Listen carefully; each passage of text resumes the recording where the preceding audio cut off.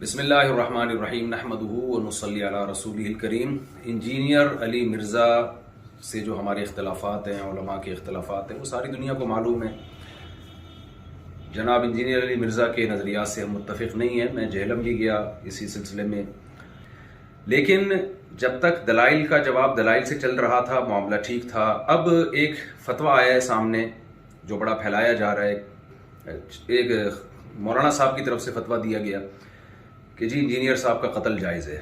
تو میں یہ اپنی دینی ذمہ داری سمجھتا ہوں کہ ہم اس فتوے سے بالکل متفق نہیں ہیں، اور جتنی بھی میری بڑے علماء سے بات ہوئی ہے، جہاں تک میری رسائی تھی، جن سے میری بات چیت ہوئی ہے، وہ کوئی بھی اس فتوے سے متفق نہیں ہے۔ تو لوگ اس فتوے کو علماء کا متفقہ فیصلہ نہ سمجھیں، کیونکہ ہمارے ملک میں پہلے قتل و غارت بہت ہوئی ہے۔ یہ شرعاً کسی کو اجازت نہیں ہے اس کی کہ کسی بھی شخص کو اٹھ کے وہ قتل کر دے۔ انسانی جان کا قتل، چاہے وہ کسی بھی مسلک سے ہو، کسی بھی فرقے سے ہو، کسی بھی مذہب سے ہو، ہم اس کا قتل جائز نہیں سمجھتے۔ پاکستان میں قانون بنا ہوا ہے کہ کوئی بھی صحابہ کرام کی بے ادبی کرتا ہے یا گستاخی کرتا ہے تو قانون بنا ہوا ہے۔ تو یہ سپریم کورٹ کا کام ہے، ہائی کورٹ کا کام ہے، جج کا کام ہے کہ وہ یہ فیصلہ کرے کہ کون گستاخ ہے اور کون گستاخ نہیں ہے، اور اس بیس پہ جو بھی پاکستان کا لا ہے، قانون ہے، وہ نافذ ہونا چاہیے۔ لیکن یہ جو ایک فتویٰ دیا گیا ہے کہ جی اٹھ کے قتل کر دیا جائے، یہ بالکل ٹھیک نہیں ہے۔ میرے 20 اختلافات ہیں انجینئر علی مرزا سے، میرے کیا، اہل سنت والجماعت کے علماء انجینئر علی مرزا کے عقائد کو درست نہیں سمجھتے، لیکن قتل و غارت کے فتوے دینا، انسانی جان غیر محفوظ ہو جائے ہمارے ملک میں، یہ بالکل جائز نہیں ہے۔ ہم اس کی پرزور مذمت کرتے ہیں، اور اس کو علماء کا فتویٰ نہ سمجھا جائے۔ ایسا نہ ہو کل کوئی سرپھرا اٹھے اور کسی انسان کو قتل کر دے گستاخی کی بیس پہ، بے ادبی کی بیس پہ، تو یہ بالکل غلط ہے۔ ہم اس کی بھرپور طریقے سے مذمت کرتے ہیں، اور علماء بھی، جہاں تک میری رسائی علماء سے ہوئی ہے، وہ بھی اس عمل کو جائز نہیں سمجھتے۔ تو ملک میں امن کی کوشش کریں، اور دلائل کی دنیا میں رہ کے ہی بات کی جائے گی، اس سے آگے بڑھنے کی کوشش نہ کریں، قانون اپنے ہاتھ میں لینے کی قطعاً کوشش نہ کریں۔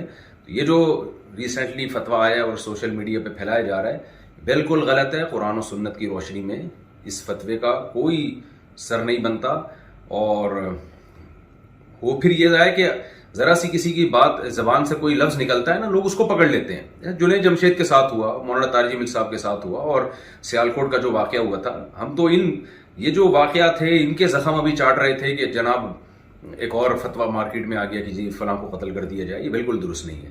تو خدارا جو مذہبی لوگ ہیں وہ جنون کی حد تک آگے بڑھنے کی کوشش نہ کریں، پاکستان کا، اسلام کا امیج دنیا میں خراب کرنے کی کوشش نہ کریں۔ اس سے ملک میں نقصان ہوگا اور قتل و غارت کا میدان گرم ہوگا۔ تو یہ بالکل غلط ہے۔ لہذا میں ابھی نیچے آیا ہوں گھر سے اتر کے، صرف اس کلپ کو ریکارڈ کروانے کے لیے، کیونکہ مجھے نہیں معلوم تھا کہ اس طرح کا سوشل میڈیا پہ کوئی فتویٰ پھیلایا جا رہا ہے۔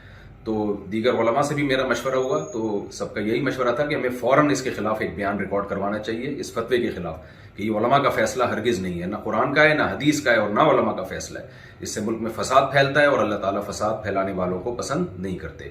تو ملک میں ہر ایک کی جان محفوظ ہونی چاہیے، چاہے وہ کسی بھی مسلک سے اس کا تعلق ہو، یا کسی بھی فرقے سے، یا کسی بھی مذہب سے، کوئی بھی رائے ہو۔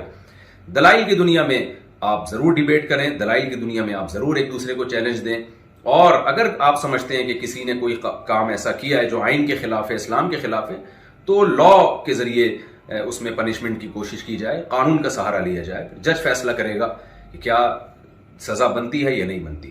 اللہ تعالی ہمارے ملک کو ہر قسم کی اندرونی اور بیرونی سازشوں سے پاک فرمائے، اور اس شر سے اللہ تعالی ہمارے کنٹری کو محفوظ فرمائے، اور عالم اسلام میں محبت اور اتحاد پیدا فرمائے، اور ہماری سب کی جانوں کو اللہ تعالی محفوظ فرمائے، اور یہ جو مذہبی شدت پسندی ہے، اس شدت پسندی سے اللہ تعالی ہم سب کی حفاظت فرمائے۔ وما علینا الا البلاغ۔